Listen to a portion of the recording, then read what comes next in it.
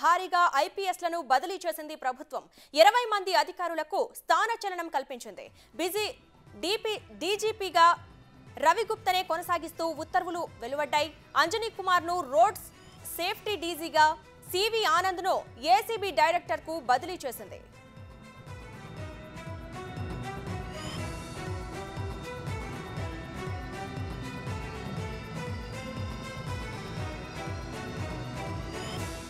తెలంగాణలో భారీగా ఐపీఎస్లను బదిలీ చేసింది ప్రభుత్వం. 20 మంది అధికారులకు స్థానచలనం కల్పించింది.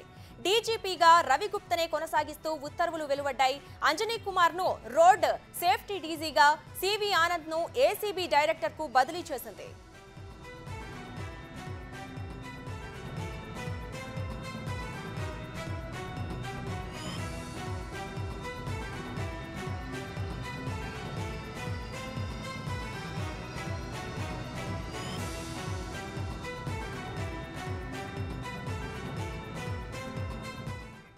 ఇక ఇదే అంశానికి సంబంధించి మరింత సమాచారం మా ప్రతినిధి రాణా అందిస్తారు. రాణా, చెప్పండి, తెలంగాణలో భారీగా ఐపీఎస్లను బదిలీ చేసినట్టు తెలుస్తోంది. దీనిపై పూర్తి డీటెయిల్స్ ఏంటి రాణా?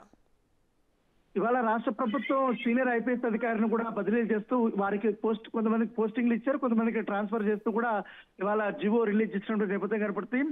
రవి గుప్తాని డీజీపీగా కొనసాగిస్తూ రాష్ట్ర ప్రభుత్వం నిర్ణయం తీసుకుంది. దాంతో పాటు చాలా కాలం నుంచి కూడా పోస్టింగ్ కోసం ఎదురు చూస్తున్నటువంటి మాజీ డీజీపీ, ఆయనకి road and safety authority chairman గా కూడా ప్రభుత్వం ఆయన నియమించినటువంటి నేపథ్యం కనపడుతుంది. గతంలో రవి గుప్తా ఆ పోస్ట్ లో ఉన్నటువంటి నేపథ్యం కనపడుతుంది. తర్వాత రాజీవ్ రతన్ ఐపీఎస్ ఎండీగా తెలంగాణ పోలీస్ హౌసింగ్ కార్పొరేషన్ కు ఉన్నారు. ఇప్పుడు ఆయనకి ట్రాన్స్ఫర్ చేస్తూ జనరల్ విజిలెన్స్ ఎన్ఫోర్స్మెంట్ డిపార్ట్మెంట్ కి ఆయన్ని మార్చినటువంటి నేపథ్యం కనపడుతుంది. గతంలో రవి గుప్తా ఈ యొక్క పోస్ట్ కూడా చూసినటువంటి నేపథ్యం కనపడుతుంది. తర్వాత హైదరాబాద్ సిపిగా పనిచేసినటువంటి సివి ఆనంద్ ఎలక్షన్ సమయంలో ఆయన ట్రాన్స్ఫర్ సస్పెన్షన్ గురయ్యారు. దానికి సివి ఆనంద్ని ఈసారి పూర్తిగా ఏసీబీ ఇన్ఛార్జ్ గా కూడా నియమిస్తూ ప్రభుత్వం నిర్ణయం తీసుకుంది. తర్వాత అభిలాష్ బిస్తాను కూడా ట్రాన్స్ఫర్ చేసింది. ఆయన్ని ప్రస్తుతం ఇప్పుడు R B V R Telangana state police academy director గా నియమించినటువంటి నేపథ్యం ఏర్పడుతుంది. మరొక